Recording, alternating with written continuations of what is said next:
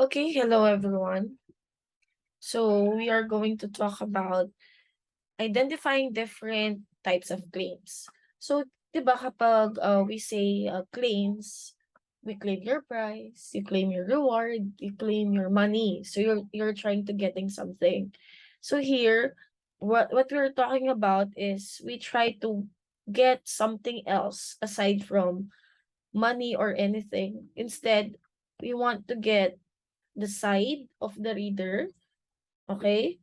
Or to convince them, okay? Because when we do something like a claim in an essay, we are trying to come up with a stand or position or an argument, okay?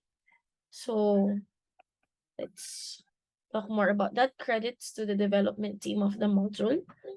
So the The objectives that we have today is first, identify the claims in a written text and then formulate claims based on the text read. So let's see if we could do number 2. If not, we could have another session for this. Okay? So this one, choose the letter of of the best answer. Write your answers on a separate sheet of paper. So let's try to answer this one. Um, Based on what we know, at least on my end, it will be a hint of what you would expect for the rest of the class. So marathon is a strenuous physical challenge. This state is an example of a claim of fact, policy, or value. So we know that marathon, for a fact, can be very tiring. Okay? So it's letter A. Okay, it's a claim of fact. Number 2, some people act selfishly amid lockdown by not following strict protocol of the government. Okay? Selfish is a negative trait. So it's a claim of value. Okay? Since face-to-face learning cannot be drastically and consistently done, the idea of blended learning is very practical. Okay? So this one suggests, okay, a solution. So it's a claim of policy.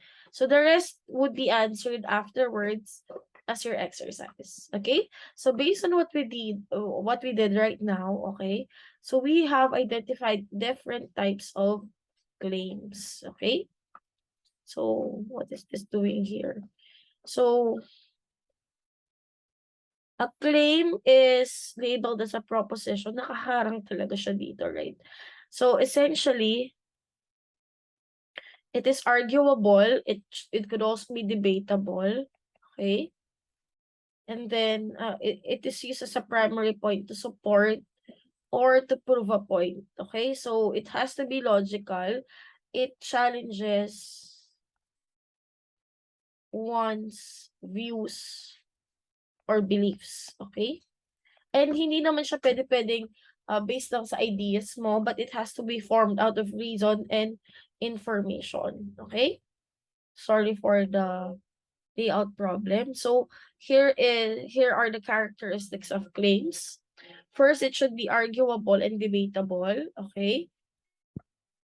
Second, it should be okay. So that means it will have two sides. Okay. So that means there are opposing views. Okay. Ayan. Another thing is that it should be focused and specific. So meron siyang tina-target talaga na specific na concept or idea. So if we're talking about marriage, what about marriage? Masyadong broad ang marriage. So we have to be specific. Will it be a same-sex marriage? Will it be divorce? Will it be annulment? Okay? And on what specific place? Then it should be interesting and engaging. So it has to be engaging in a sense that your readers will continue reading what you have indicated. And then of course, it has to be logical. Na kumbaga, 1 plus 1 is equal to 2. Okay? Hindi yung 1 plus 1 is equal to the square root of 5. Paano nangyari yun? So, ayun. It has to follow logic, the reasoning. Okay? So, ayan. So, let's start with the claims of fact. Coming from the word fact, It relates to statements, okay, that can be verified as they rely on actual information or support. These are non-negotiables because they exist. They actually exist. I mean, nag-exist sila at or they present something that's based on data. Another thing is it's quantifiable and measurable. Okay? Yan. Ayan. Example, stiffer penalties for drunk driving have led to fewer traffic fatalities. Sabi, if we have stiffer penalties sa mga nagdadrive na lasing, mas kaunti daw ang traffic fatalities. Okay? So the statement asserts na may relationship between two variables, traffic fatalities and drunk driving rules. So although it may be true, this is an interpretation of traffic. Okay? So if we're going to use descriptive and analytical writing, we have to explore every angle. Kahit naman sa lahat ng aspeto ng buhay, we have to consider all angles of the problem. So, sa claim of fact naman, ang ina-assess natin is yung level of truth niya. Gaano katotoo. Okay? Although some people will say, every people will have their own versions of truth.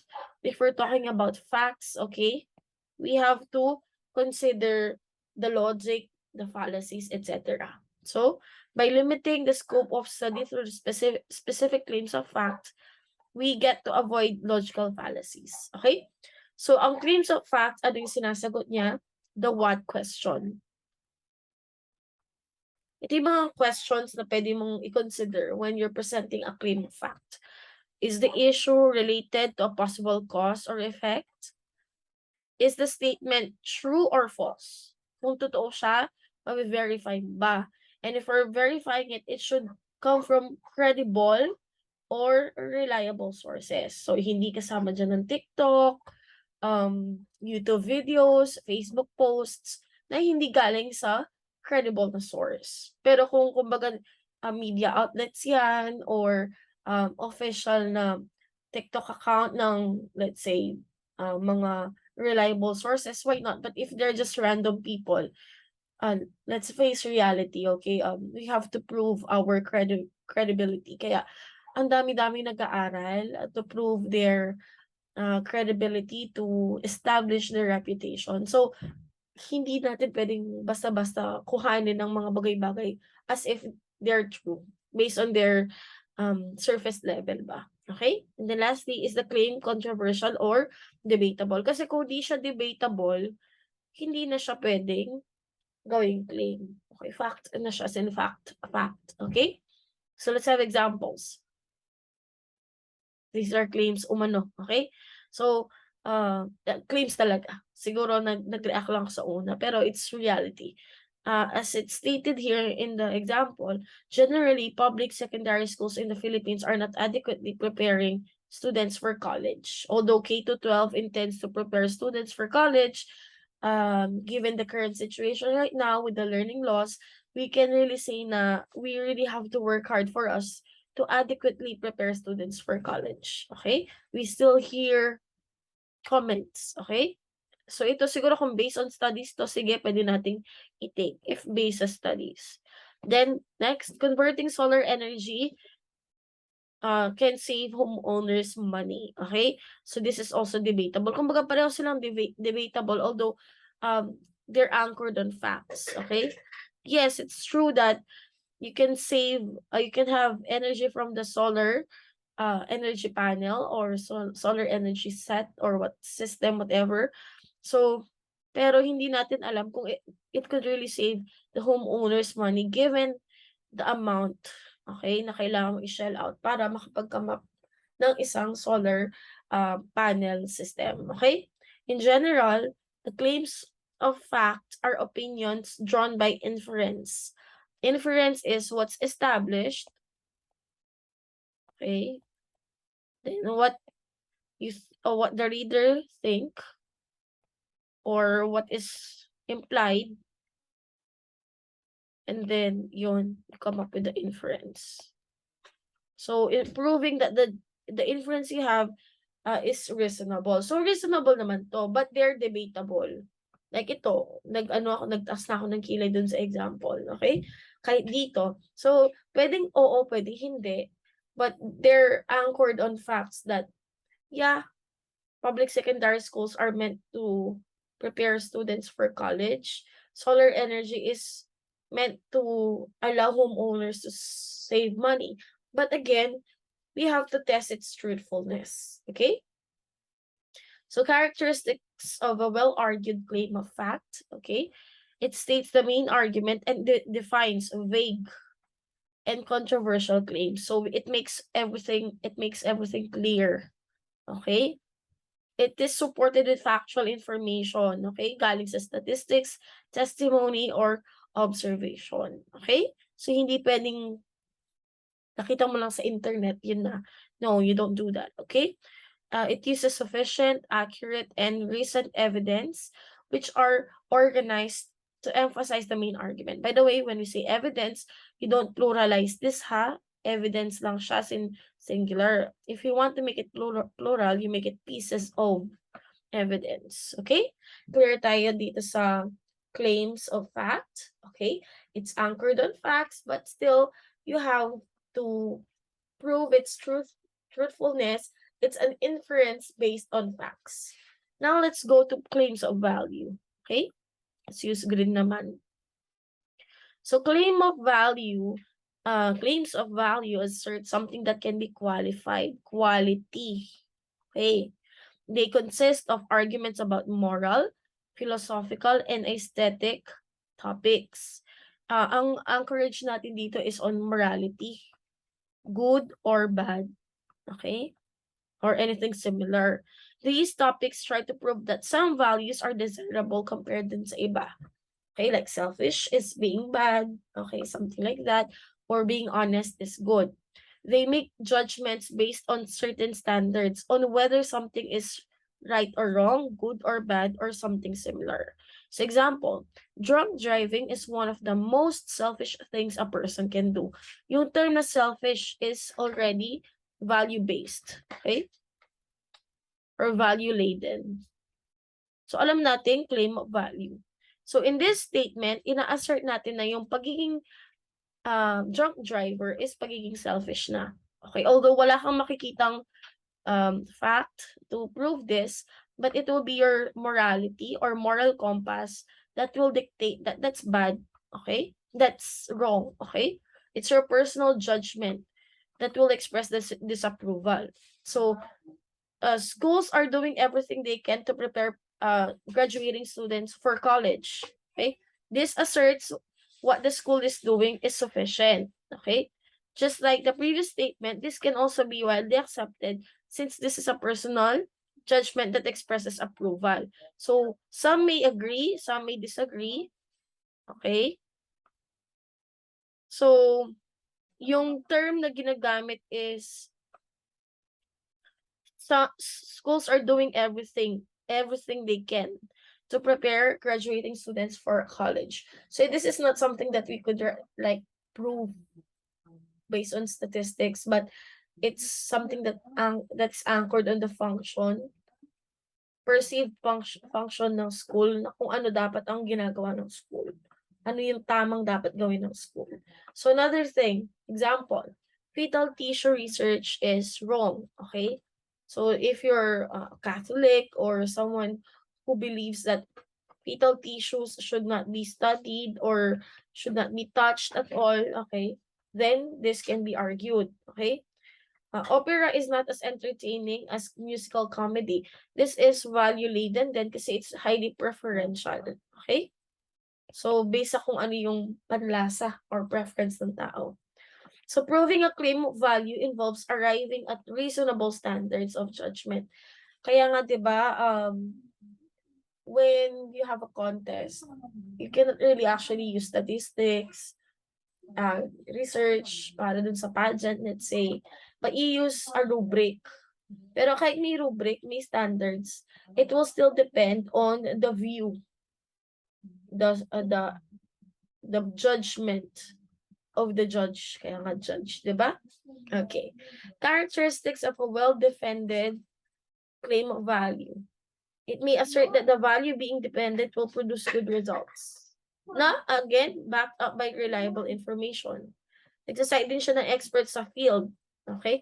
So, if it's more on values, yung mga something that deals with philosophy, human morality, okay, yung mga experts, okay, etc. Okay? Then it draws on real-world examples.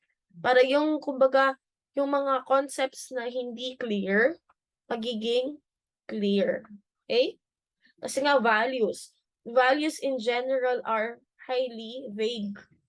They're abstract. Okay? So, through claims of value, we try to make things more understandable for our students. Okay? For our readers. Now, last one is claim of policy. Tingnan nga natin kung ilang minutes pa meron ako. Okay? Kasi I believe this is a 40-minute and kasha pa. So, claim of policy, on the other hand, palitan natin ang color, blue. Claim of policy is an argument which asserts the implantation of a certain policy. Okay? There's a need for a solution to a problem. So, problem, solution ang mode natin. Okay? Sometimes it is a response to a claim of fact. So, you're presenting a claim of fact. Okay? Tapos, you want to actually suggest what to do next. You state solutions and plans. Okay? Like, for example, we know that stiffer penalties for drunk driving actually reduce fatalities. Yung nasabi natin dito sa una. Okay? Wait. Ayan. Ang kalat. Okay? Pero kaya niyan. So, itong example. So, as a response, you would say that even stricter penalties should be handed out to drunk drivers. So, since alam mo na, sinasabi mo, kiniklaim mo, that stiffer penalties lead to less fatalities, isa-suggest mo niyan na stricter penalties should be handed out to drunk drivers. So, magkakaroon ng mas strict na penalties. Okay? So that the current condition would be better. Okay? So, here are the questions. What should be done? How can we solve this problem? What course of action should we pursue and what should not be done? Okay? Examples. Schools should use more rigorous exit assessments to ensure that students are prepared for college. So this is action-oriented. Okay? So nagsasuggest ka based dun sa unang sinabi. Instead of loaning for oil in some Asian countries, we should focus on ways to reduce oil consumption, such as researching renewable energy sources. So, more on the plano. Okay? So, if we're going to review, see fact, claim of fact, value, and policy. Okay? Facts, evidence, pero inference pa rin siya. So, it's debatable. Although inference siya, based siya sa evidence and facts. Okay? Value naman sa morality. Okay? Values. So, yan yung compass natin. And policy naman, borrowing from the given debatable claim of fact, magsasuggest ka ng solution to the problem. Okay? Clear tayo doon? Okay. So, ayan. So, what's in? Let's check. Claims of value are opinions drawn by inference, which involves proving that the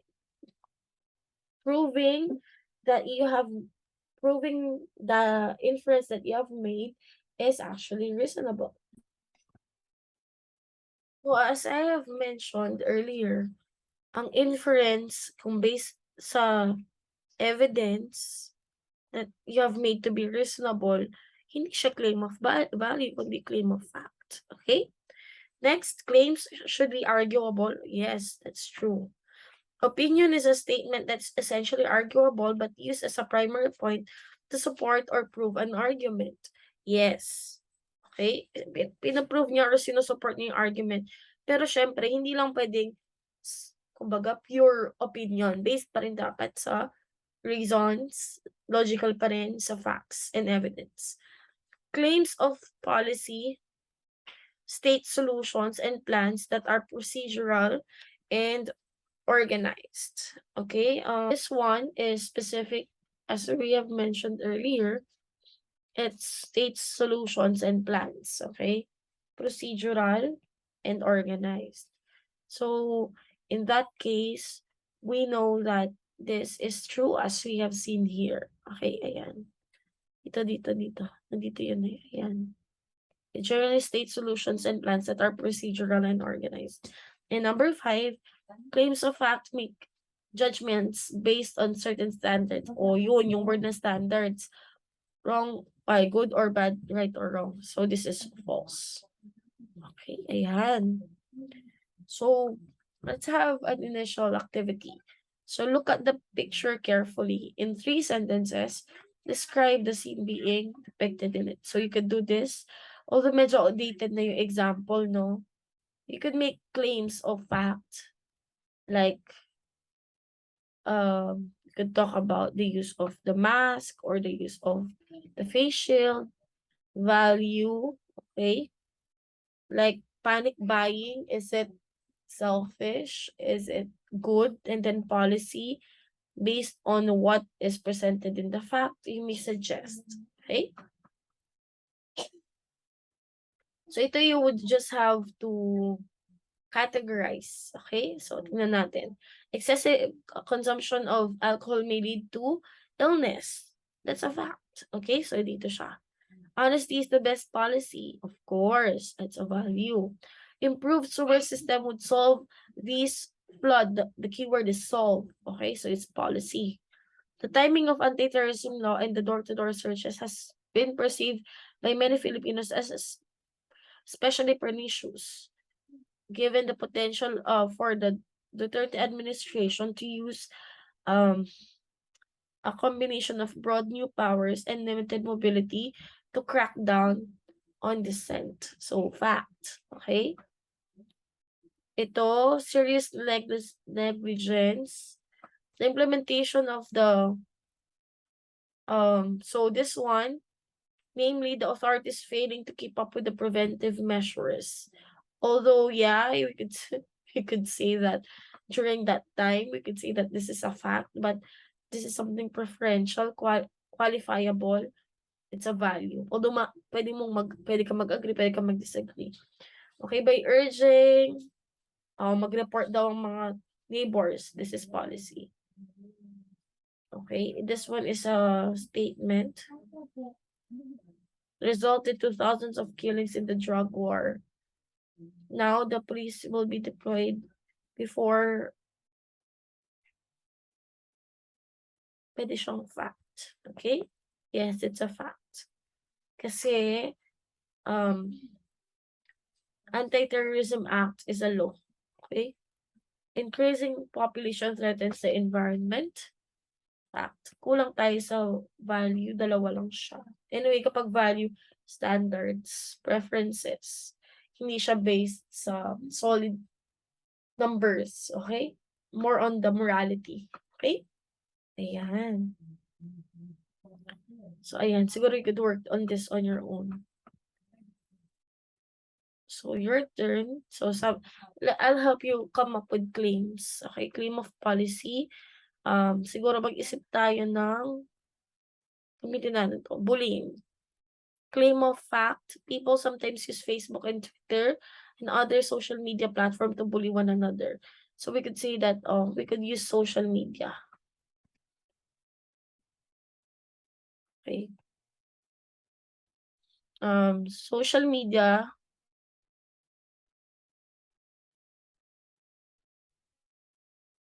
provides numerous business opportunities and scamming activities. Ayan. That is fact. Okay? Claim of fact. Dami ng business people ngayon sa social media. Value.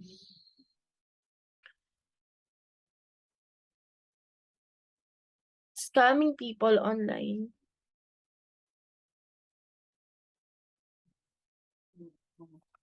is unacceptable. Okay?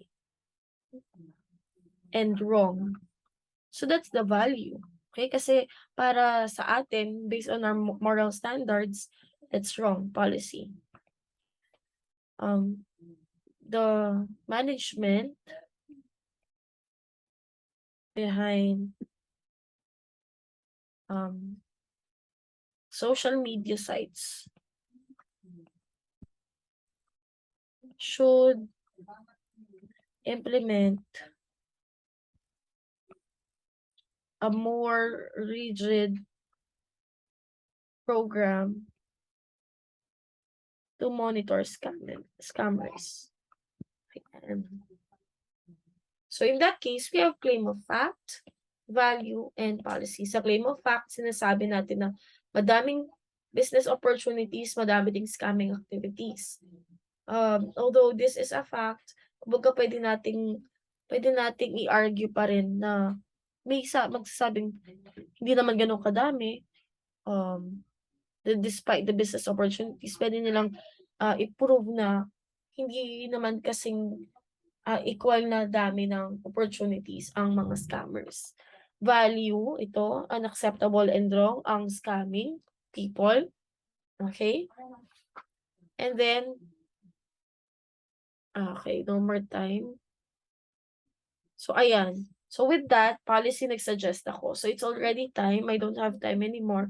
So, you already got the idea on how to make claims. Okay? So, we would make more afterwards. So, balikan muna natin yung ating objectives. Okay? So, let's check if we were able to achieve them. Did we manage to identify the claims in a written text? So, nag-identify tayo ng mga examples. Yes. Did we formulate based on the text read or on the context given? Sige, pwede na. And we are going to explore more on this on the next few videos. Okay? So with that, don't forget to like and subscribe and see you on the next part. Bye-bye.